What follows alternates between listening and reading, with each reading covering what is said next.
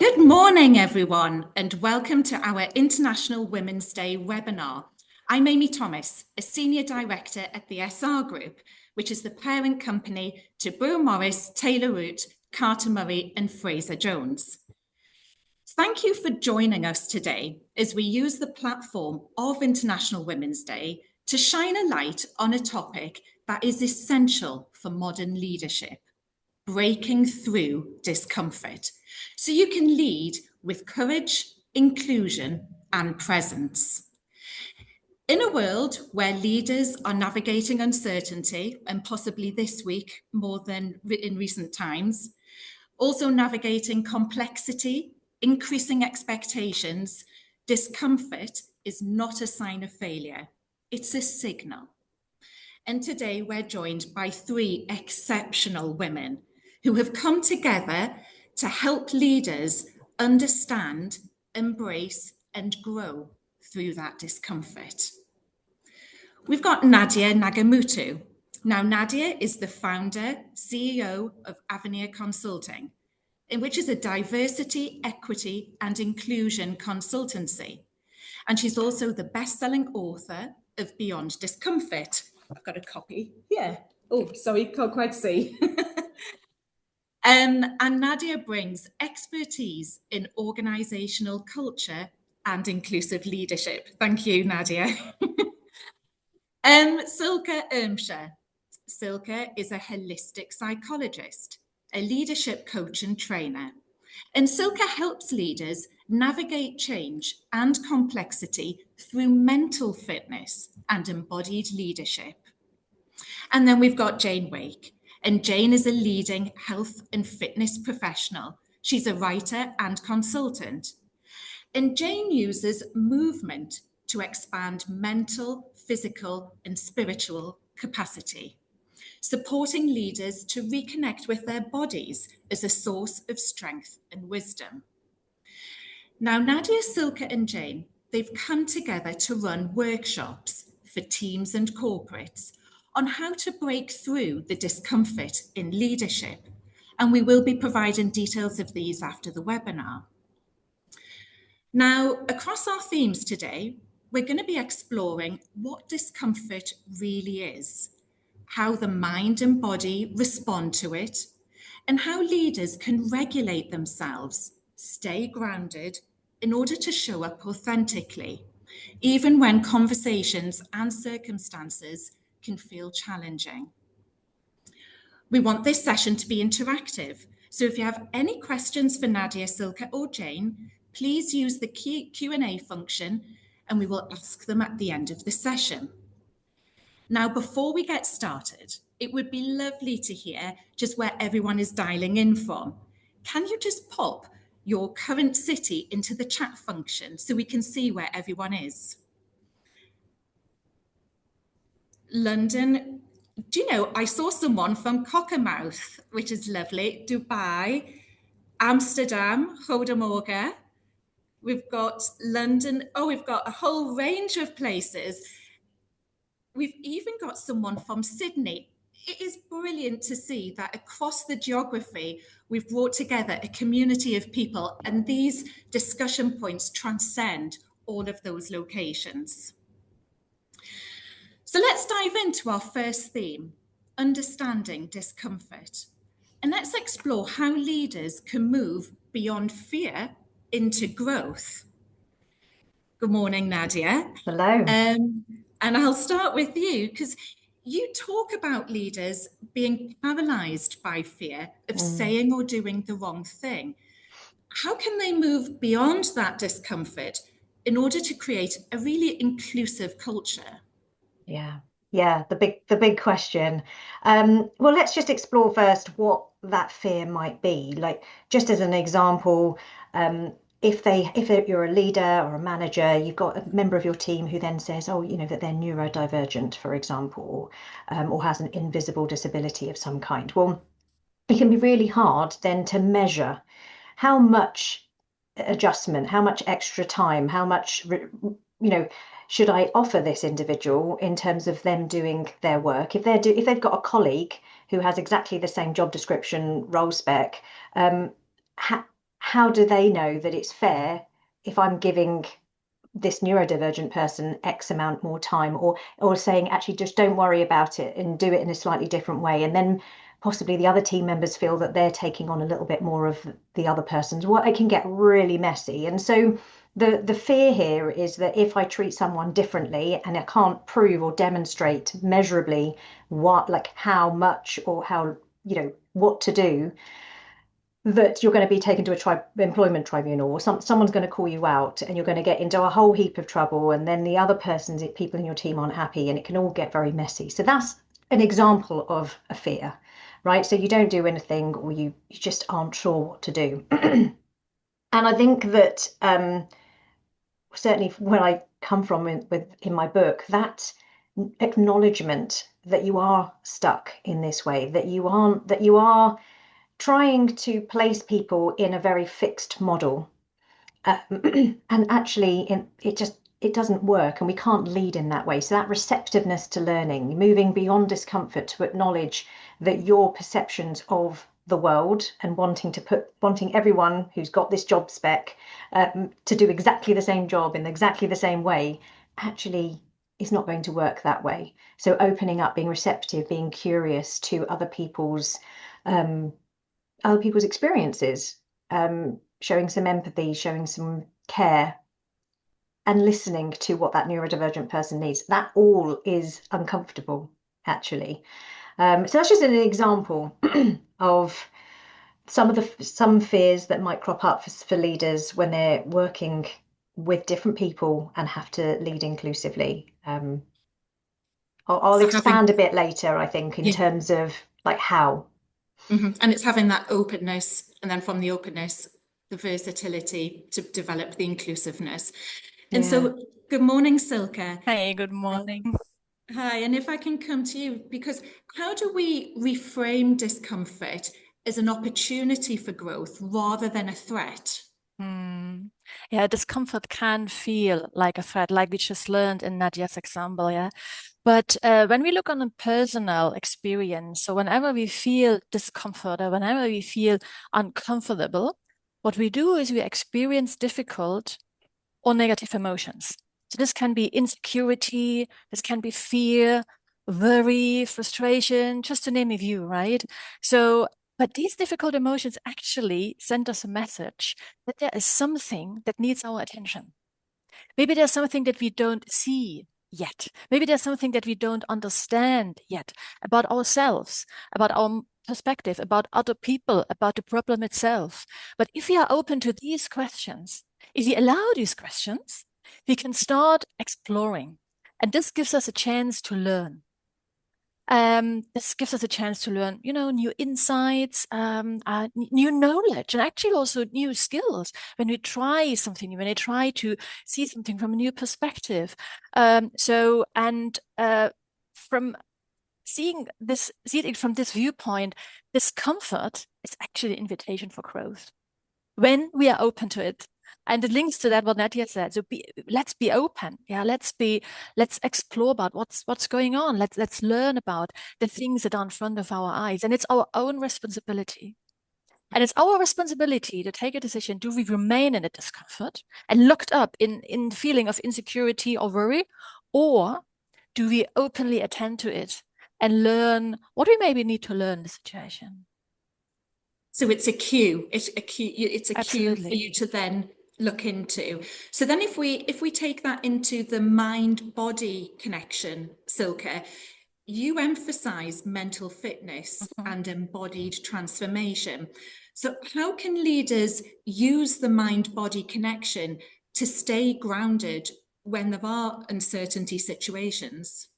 Yeah, uncertainty. And I think everybody of us knows what uncertainty is these days, right? And probably everybody of us also feels what the uncertainty does in our mind and also in our body, because uncertainty very often works as a trigger for us, which means we perceive it as a threat. At the moment, what happens in our body and mind, the moment we perceive a threat, May this be a physical threat, so somebody stands in front of us and wants to hit us, or a psychological threat. We do not have a solution for something, for a new problem, and we feel insecure about it. No matter if it's a physical or psychological threat, what happens in our brain is our brain prepares the body for survival. Or in other words, it prepares us to fight against something or to run away from something, fight, flight, rise, or to freeze, to just be, do not respond and try to, bring us into safety through that. And this survival response, as you also call it, this is the stress we feel. And the stress is not only in our head, it's not only our mind, it's actually in our whole body. So you will feel that your nervous system shifts, our nervous system reacts towards it. It gets out of balance, our heart rate changes, it gets quicker usually. Our breathing may become more shallow and quicker, and we might feel some tensions in our muscles. Sometimes you feel it in the calf muscles and the shoulders. So there is indeed a very real mind-body connection, right? The good news is there's a connection from the brain that sends a signal to the body, guys, we need to get ready to get us into safety. But the connection works also the other way around. So we can use this connection to regulate ourselves and regulate our nervous system, because when we calm our body, we also calm the mind. And with a calm mind, we can think way more clearly, more creatively. And let's do this. I would invite you to a little calming exercise, and it uses something that everybody of us already does in the very moment. This is an exercise of breathing. So, and I'd like to take you through a simple breathing exercise now. And it works along the following pattern. So we inhale on a count of 4, we stop for a second, and we exhale on a count of 6. So I'm inviting you to sit comfortably in front of your screen, make sure that your spine is upright, feet flat on the floor, and exhale all together. And now let's inhale on the count of 4. 1, 2, 3, 4. Pause. Exhale. 1, 2, 3, 4, 5, 6. Again, inhale. 1, 2, 3, 4. Pause. Exhale. 1, 2, 3, 4, 5, 6. One more. Inhale. 1, 2, 3, 4. Stop. Exhale. 1, 2, 3, 4, 5, 6. And you could continue this for a couple of rounds and as long as you like. But the more you do this, the more you'll feel actually becoming more grounded and centered in the body. And you also will feel when the body settles, your mind will follow and it will become calmer as well. That's lovely. Thank you, Silke.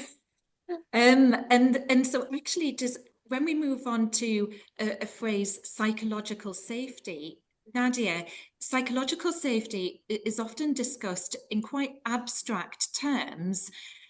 How does it connect to the way leaders show up physically and emotionally? Yeah. Okay, good question. So just to, in case anyone isn't clear on what psychological safety is, I'll just give a really brief definition. So psychological safety is that feeling that anyone is able to voice their opinion, share their perspectives, disagree with anyone, up senior or otherwise, without fear of negative repercussions. Excuse me. And what I mean by negative repercussions, it could be how people perceive them, their opportunities for promotion and career progression in the organization, their ability to effectively be seen positively in the organization. So that's what psychological safety is. And it isn't fixed. It's not like you have a psychological safety for an organization. It is very much individual, based on, as we know, the intersectional characteristics, so the type of identities and diverse identities that an individual might have. So as an example, if the majority of people and senior people who are working around you are of a particular demographic group, okay, and in a lot of organizations it is still white men. I'm not on a downer on white men, I'm just stating a fact that it's the majority that still is white men. We are making changes, but if that's the case, then people who don't fit into that majority group might feel, unless the culture alludes to otherwise and makes it safe through actions of the leader, people will be like, if I disagree and I look like me, or I'm then I'm even less likely to get that promotion, even less likely. They're not going to take me seriously. And we can feel, and that's where that psychology can make it tangible, just in terms of asking people how they feel, how safe they feel to share their perspectives. So in terms of the leader, obviously here, the leader sets the culture. Leaders set the culture, okay? Their actions, their behavior, how they respond in an environment, they are setting the culture. And so their physicality, their emotions play a huge role. If they are knee-jerk response, what do you mean you don't agree? Like, what do you mean? I thought we agreed that already, right? That sort of very emotive kind of defensive response is not really going to encourage either the person to do it again next time they disagree or think that something's a bad idea, or anyone else who's witnessed that or observed that interaction is, again, not going to be inclined to voice their perspective.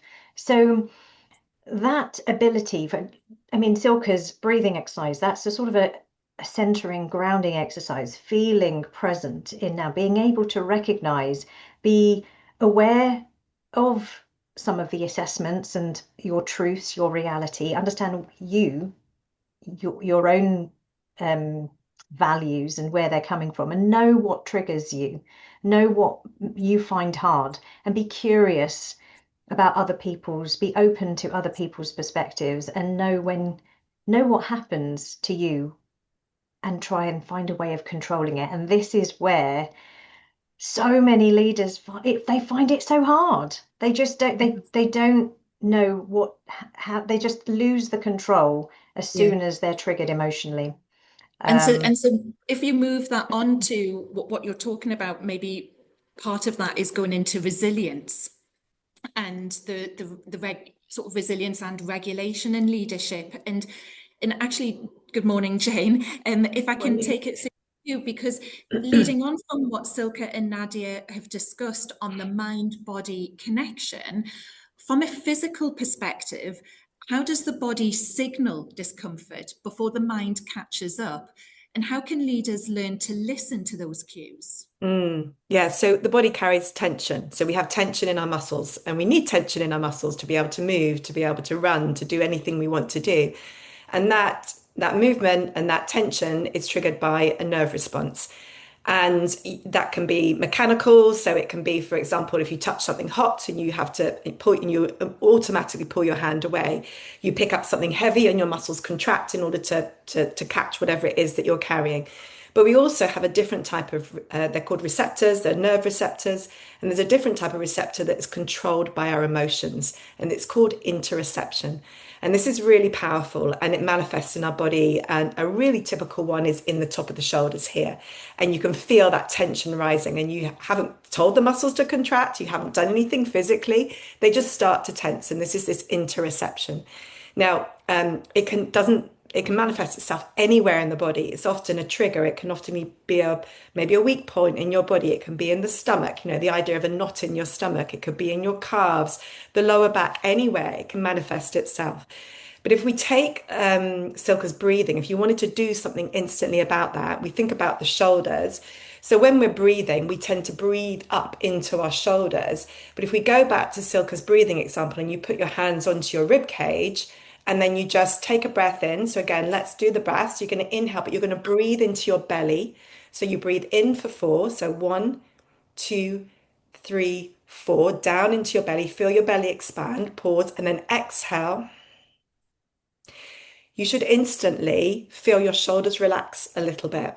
So that's just one example of how we can do that. Now, what you've just done is you've connected to your body. You've understood something about your body, and that connection is really important. This is really powerful. That's you being open to yourself. You're getting more connected in yourself. And that also makes you more open and it makes you more connected to others as well.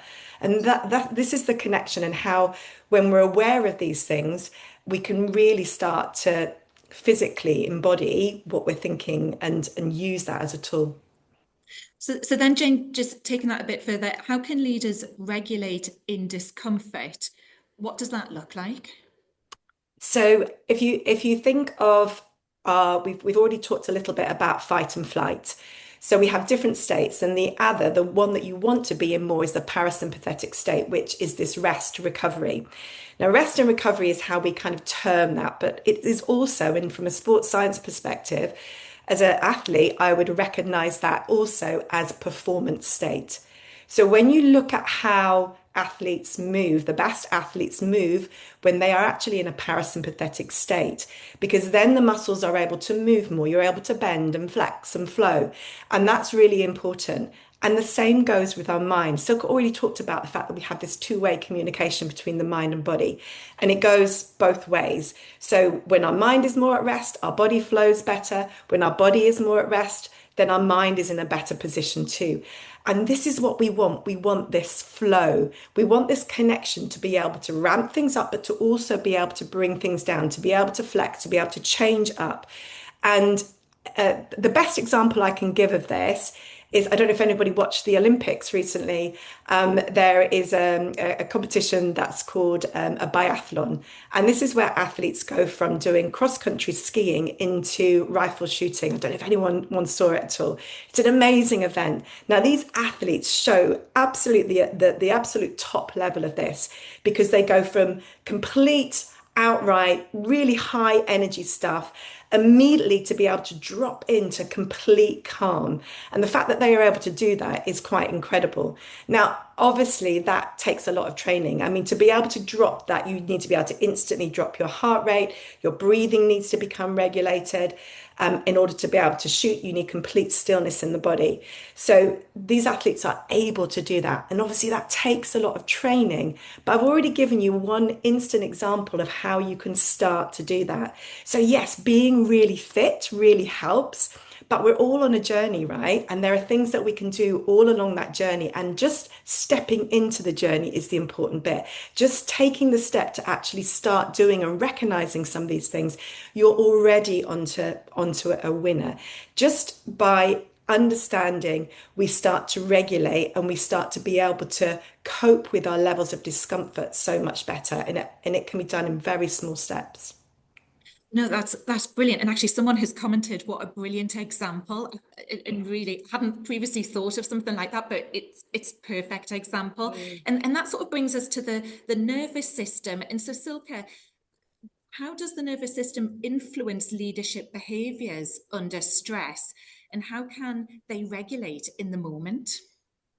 Yeah, thanks, Amy. I'd like to link to that what Nadia said before. Nadia said something that it's so hard for leaders to change a perspective. You know, this leading beyond discomfort is so hard because of what? Under stress, you know, we've learned our nervous system is out of balance. Under stress, we fall back on behavioral patterns. And from these patterns, we have learned that they once helped us to feel safe in a difficult situation or in the face of threat. So these behavioral patterns, they do create a sense for safety for us. And I think it's the best solution to act according to this, but they often do not serve the situation. They might have even a negative impact on our team, on our results, and even on ourselves, because they do not feel well. Stress doesn't feel good to us, right? And we call these patterns also self-sabotage or self-sabotaging patterns. And they are actually very individual to us. How they look like, it's very much linked to our character, to our personality. So, for example, some of these self-sabotaging patterns, they would make us more demanding under stress. You know, some of us try to push things through. Others may move into a more controlling kind of pattern. So they try to control results or other people as much as possible to make sure everything works out as planned. Others, again, might become very restless and multitask. You know, they do multiple things at the same time and try to fix things here and there. And maybe many of us can link to that. And also others, completely different pattern again, could be that some people start pleasing people or trying to comfort everyone, trying to make everything right. As you can see, these patterns can be very destructive in an environment when we work with other people or when we really need a good solution for a problem that is new to us, that we've never dealt before. So what can leaders do in such a situation? I think, again, and this is similar to that what Jane said, it starts with awareness. And awareness creates connection. It's connection to ourselves. As soon as we realize, oh, I think I'm running on my pattern here, and it's not good, then this is already the first step that we've done.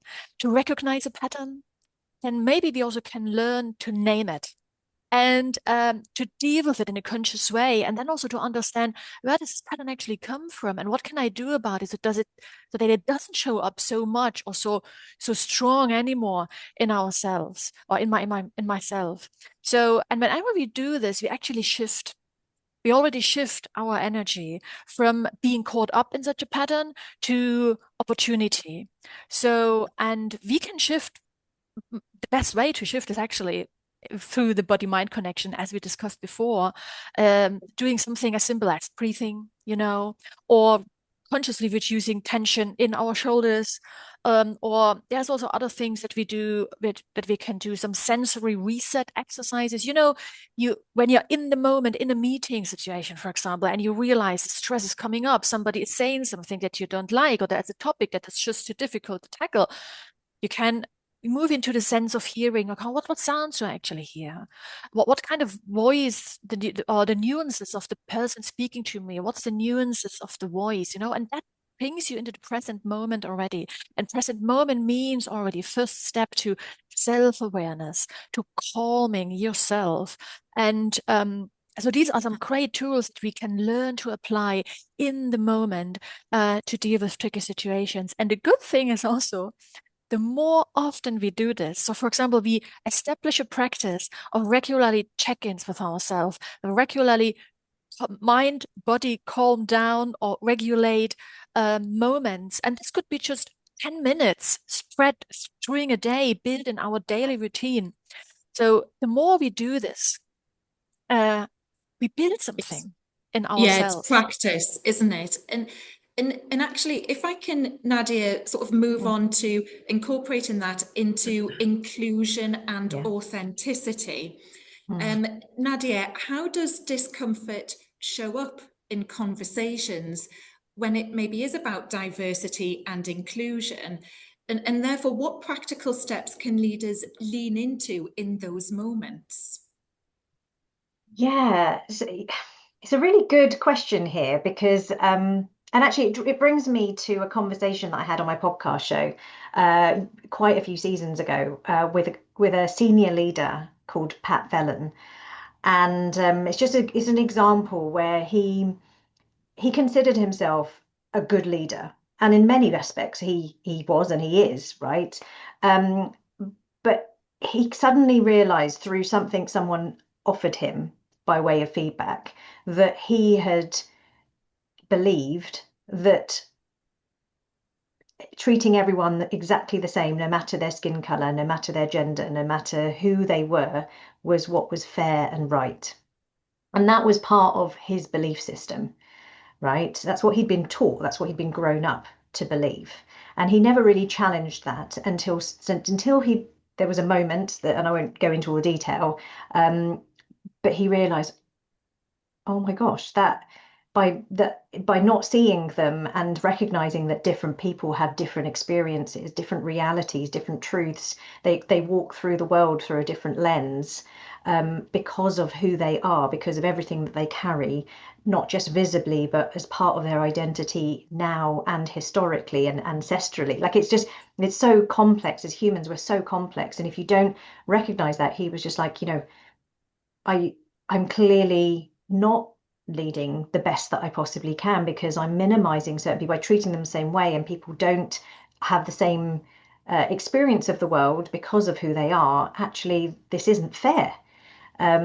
And actually, he at the time he took a while to process this, and I understand why leaders would. That's the discomfort when you suddenly recognize that some of your belief systems and some of the things that you carry and have always carried and have carried out, and you might have inadvertently unfairly treated someone or inadvertently said something to hurt someone. That doesn't make you a bad person. And I think as humans, we like binary. We like either I'm a good person or I'm a bad person, right? And we find it hard to work in the grey area in between. And none of us are perfect.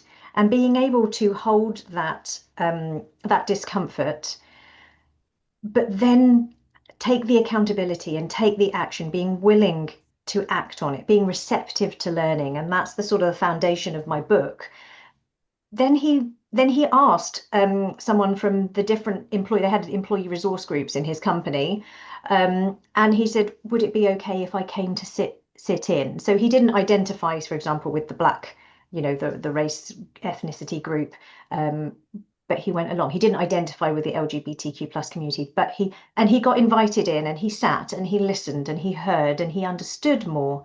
So there's that's uncomfortable. You're putting yourself in a position where you're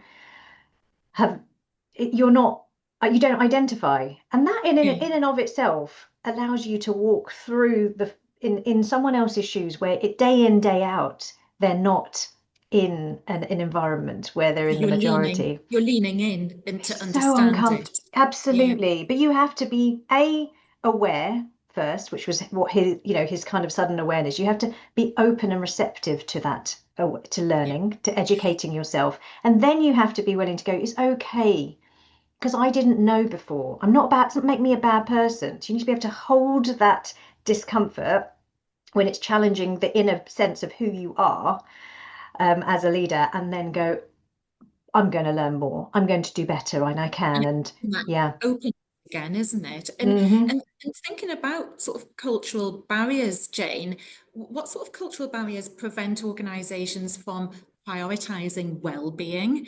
And how can leaders overcome them to create inclusive environments? I think it's often seen as something that, oh, we must do this. We need to add this into what we offer. And therefore, it's something that is adjacent, not actually interwoven into a working environment. And that's really, really key.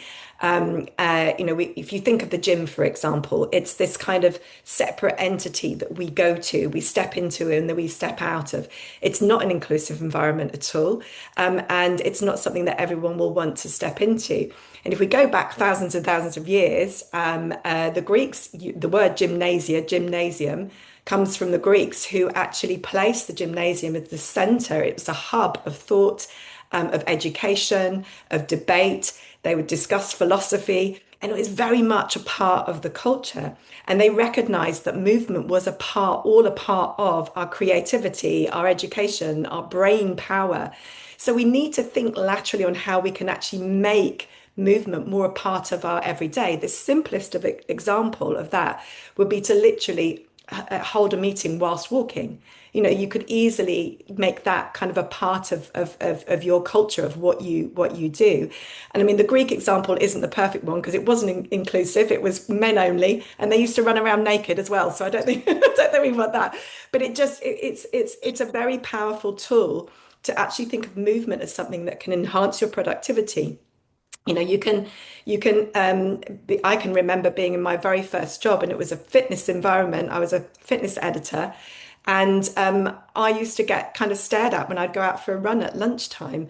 We need to, as leaders, we need to actually applaud that, because it improves our cognition, it improves our brain power, it improves our focus. We actually are better after having moved. So it's about encouraging that kind of focus and that supportiveness around movement and wellness. Yeah, Jane, I love a walk and a talk. Yes. I think it's brilliant. Yeah.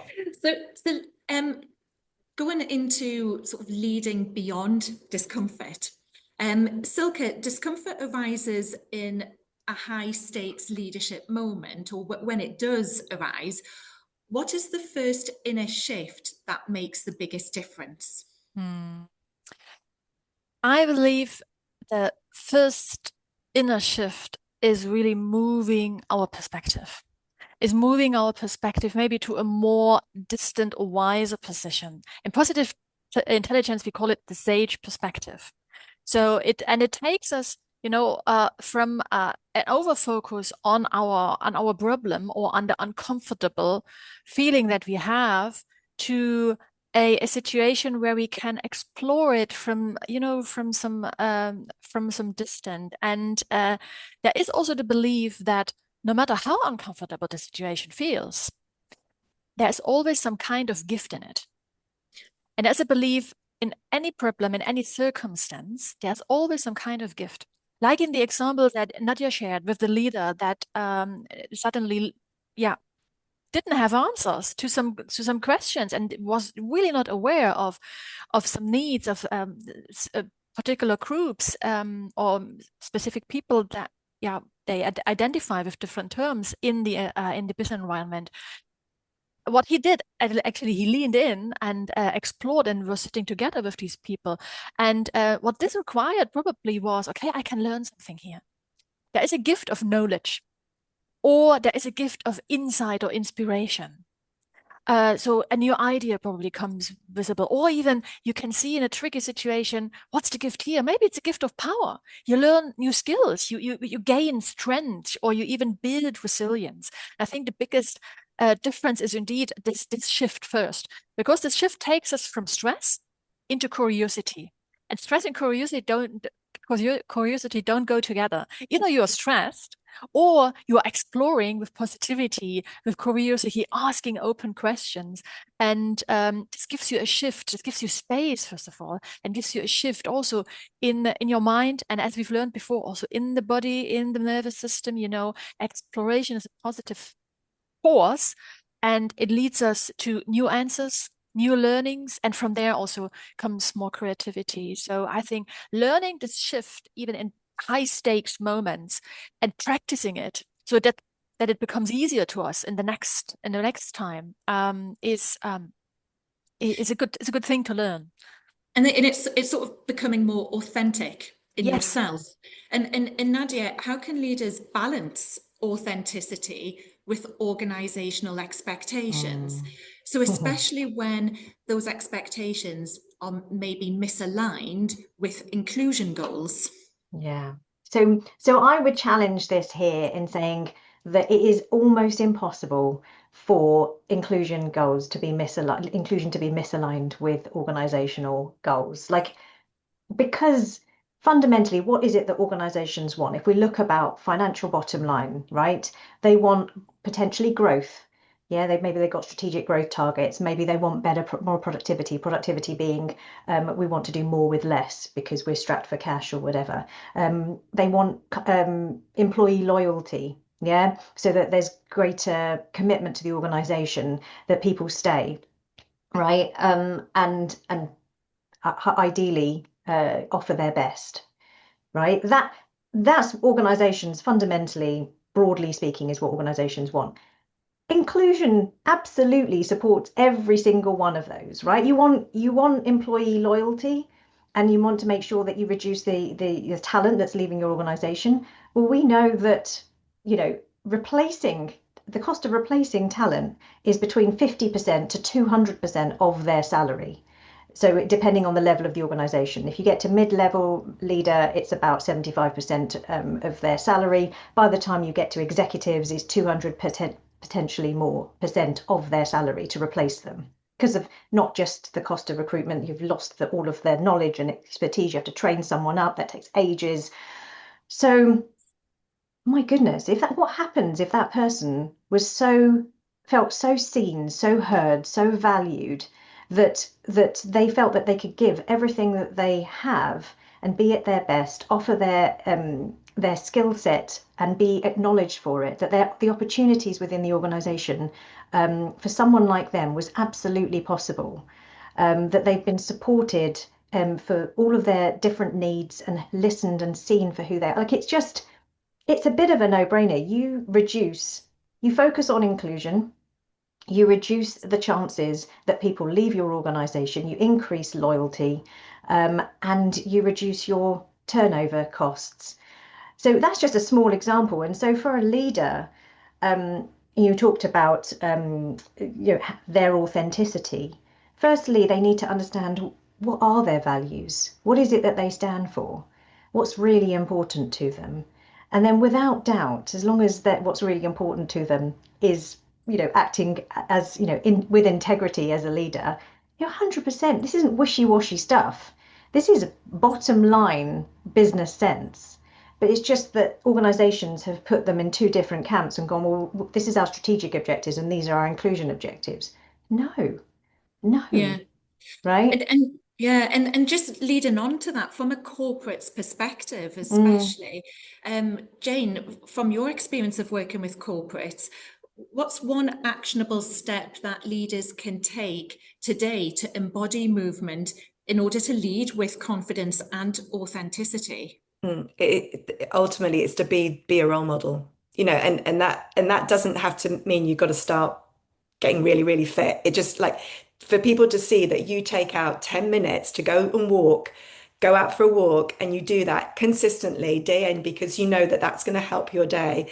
That's really, really like the key to it is to lead by example and then to be really supportive of others. I mean, one of the best examples I've seen of leadership is where a leader takes an avid interest in other people's movement. Movement should be a joy, and movement isn't a joy if other people don't celebrate it and see it with you.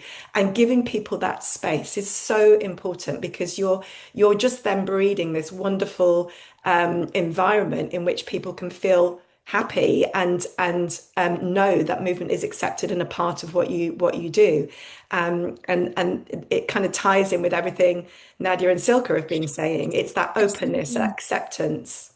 And it kind of comes into what Nadia was talking about on the psychological safety element Yeah, as well. yeah, So we're going to move this on a bit further, aren't we now, Jane? Because we're going to take it into a bit of a practical exercise. yes. Can you just talk us through that? Yeah, sure. So I just want to first off say, please bear with me, guys, because I am going to actually try to make you feel really uncomfortable. So that's the objective initially, but don't leave because we're going to feel better again afterwards. So the first thing that I want you to do is I want you to think of a situation. So this situation could be a personal thing that's happened to you. It could be something that's happened at work. And I want you to take yourself there. And I want you to, probably a good idea to close your eyes at this moment and just think of that situation that comes to mind, that place.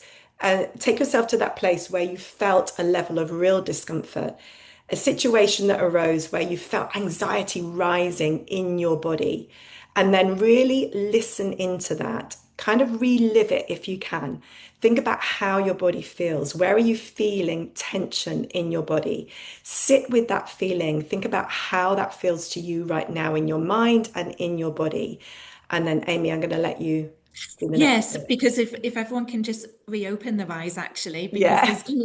there's a poll popping up on the screen, and it would be useful if you can just mark in how you feel about that, how your stress levels feel about your individual situation. So 1 being calm through to 10 being overwhelmed.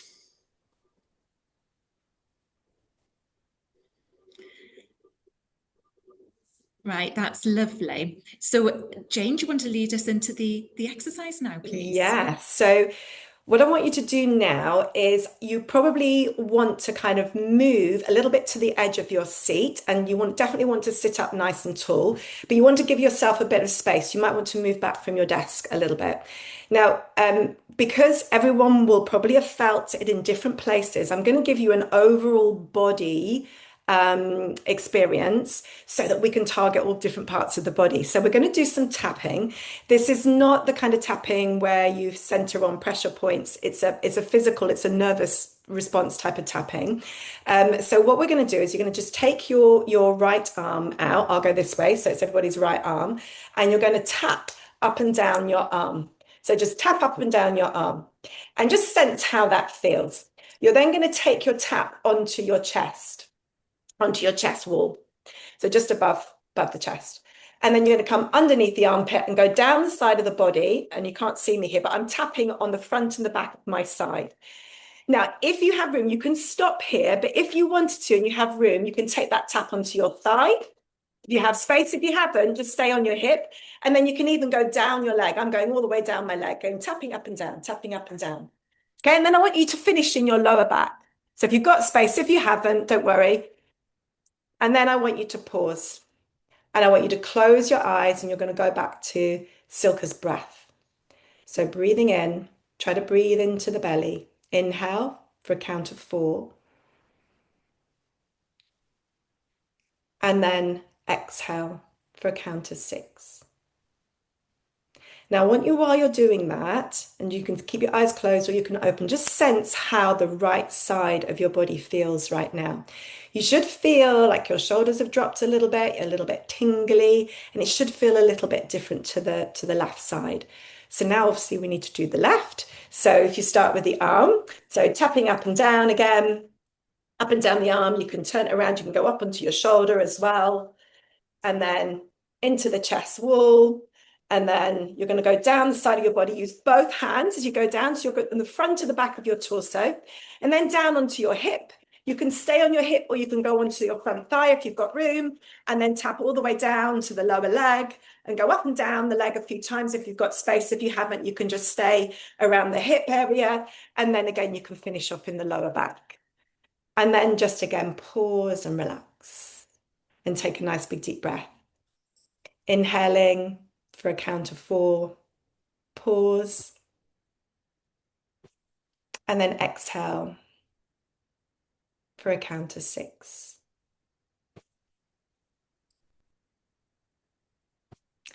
And then relax. That's lovely, Jane. Thank you. And no, people won't know, but I attend Jane's Pilates classes and I'm used to the tapping. And so I'm used to knowing how it feels, and practice and doing it regularly, you really tune into the body. We're just going to run another poll though, because if you can think individually about your scenario and then reflect on how your body now feels, maybe how your mind feels, reflecting on that situation, can you just mark in between 1 and 10 again, 1 being calm through to 10 being overwhelmed, just how you now feel about that? That's lovely. Thank you. And it's amazing results, absolutely phenomenal results, Jane. And it's just really good to see how it has brought that calmness through, but also in turn, how when you are in that state of calm, physical, mental, the clarity in decision making, and the clarity in how you then respond to situations. Thank you very much. Now then, we're going to go into some questions, of which we've got a few. So hopefully we can get into a few. Nadia, can I just ask you something that one that somebody's come through with? For leaders working cross cultures and diverse teams, how can we ensure that our mind-body based leadership practices are not misinterpreted or dismissed? Really interesting question. Yeah, it is a really interesting. I am actually going to hand over to Silke. She is a cultural trainer. That's her background, having lived in many different countries as well. And I could answer it, but I think she's actually the specialist. Yeah, thank you. And saying this as a German who has lived 25 years in Indonesia, which are 2 very different cultures, I think I know what Felicia is talking about. Yeah, how can our body language not misinterpret it? What was the question, Amy? Would you please repeat? Because I can't see it. I can't read it here. No, sorry. Leaders working across cultures and diverse teams, how can we ensure that our mind-body based leadership practices are not misinterpreted or dismissed?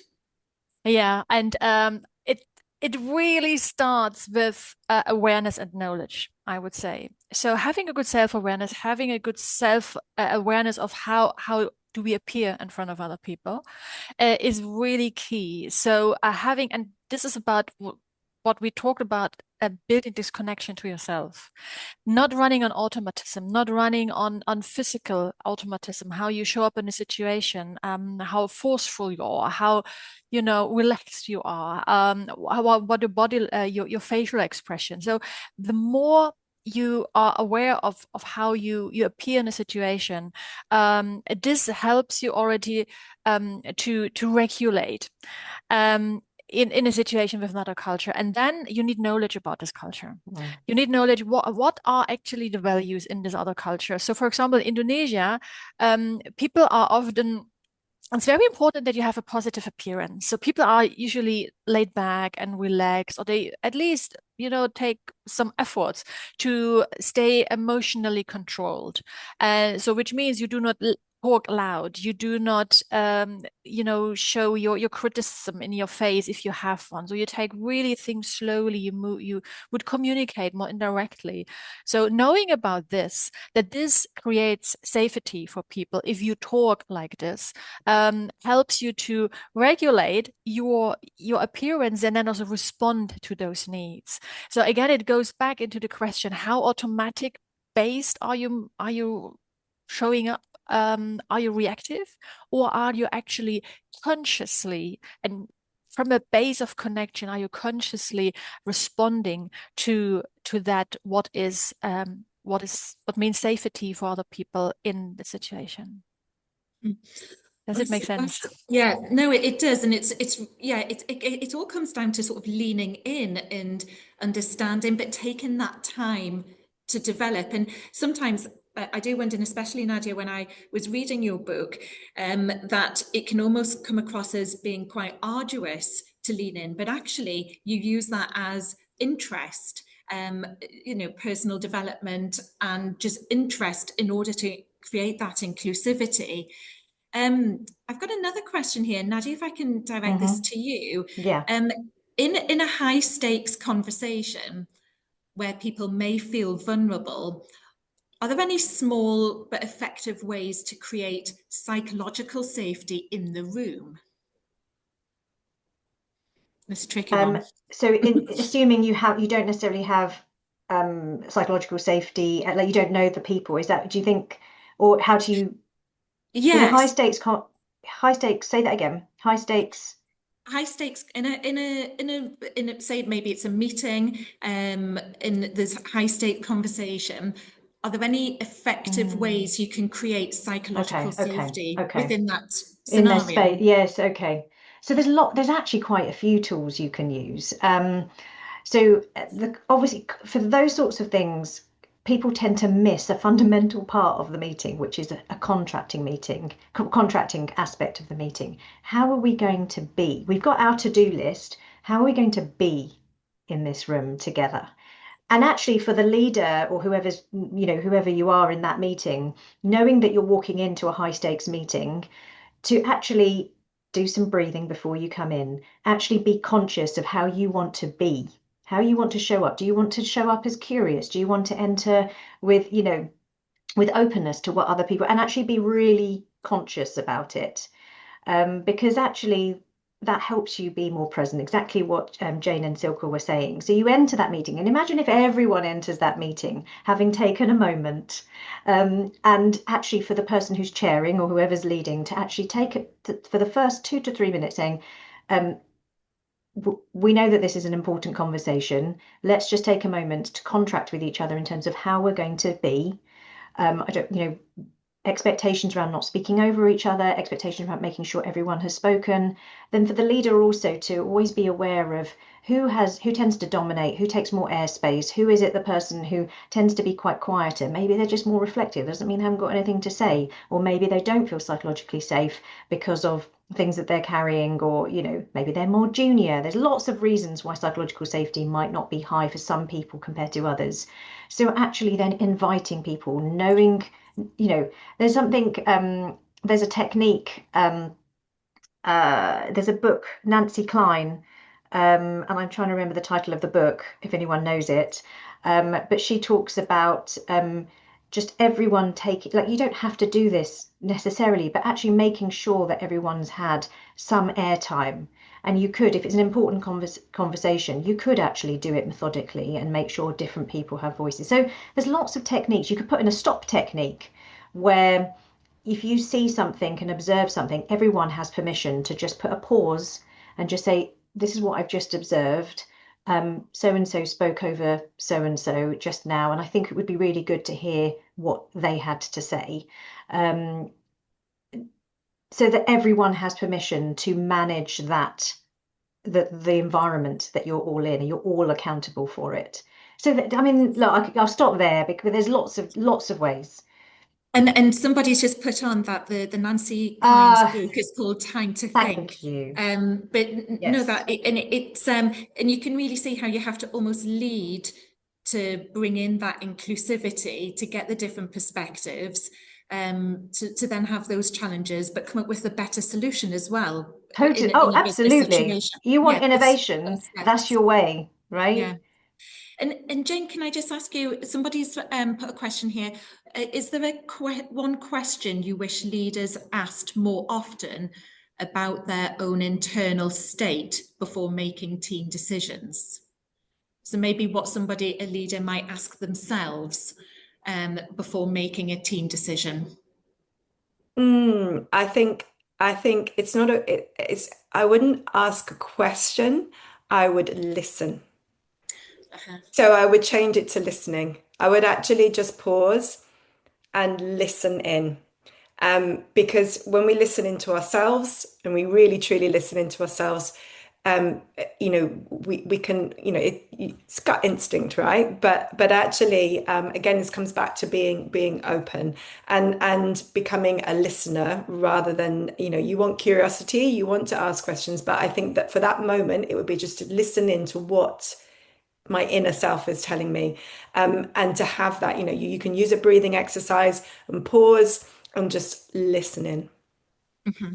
Yeah, and it all comes down to the mind-body connection and to have that clarity. I'd like to add on to this. Yeah, yes, this listening. okay. And when we listen, like Jane said, then we also can identify that from which point, from which mindset do we act right now? From which mindset do we view the situation? Are we viewing the situation out of fear, worry, or are we acting out of confidence? And confidence is, well, I don't have the solutions yet, but I'm curious, I'm open. And this is a question we need to ask ourselves. And often we miss this question because, we are so much in the outside and we need to tackle this problem. We have to take care of those people and the company and the results and the numbers. And so, but it actually really starts with ourselves. And this, like Jen said, yeah, listen. And start a day with listening. Hey, where am I standing right now? What emotions do I have? And then moving from there, if I catch myself being in a bad place, okay, I know the body, supports the mind. And yeah. And everything that you've said, Jane and Silke, combined then gives that sort of bandwidth to be able to think more on an expansive level. Well, I'm afraid to say I'm going to have to bring today's discussion to a close. I think we could have gone on for another hour, but and I want to extend a huge thank you to Nadia, Silke and Jane for bringing your experience, your candor, but also your openness to this discussion. So through this discussion today, we've looked at understanding discomfort, recognizing that uncertainty and fear are not signs of poor leadership, but natural human reactions, and therefore are opportunities for growth. We've then moved into the mind-body connection, where our physical cues, emotional states, and nervous system responses shape the way we lead. And we heard how staying calm, centered, physically aware can help leaders navigate challenging conversations and situations with more clarity and confidence, the words that we've really picked up on a lot during the discussion. We've then unpacked resilience and regulation. So discovering how the nervous system influences our behaviours under stress, and how leaders can shift their mindset, regulate themselves, and build resilience in a sustainable way. We've explored inclusion and authenticity, discussing how discomfort often sits at the heart of conversations about diversity and belonging. and how leaning into that discomfort with curiosity and openness allows leaders to create more inclusive and psychologically safe cultures. Finally, Nadia, Silke and Jane have left us with some excellent practical takeaways to build into our day-to-day routines, and just reminding us that small intentional steps, whether in mindset, behaviour or movement, can create significant shifts in how we show up as leaders. Now, information regarding their retreats on leading beyond discomfort with connected leadership will be emailed out to you, and please liaise with them directly for any further information or queries. But thank you again for joining us on International Women's Day.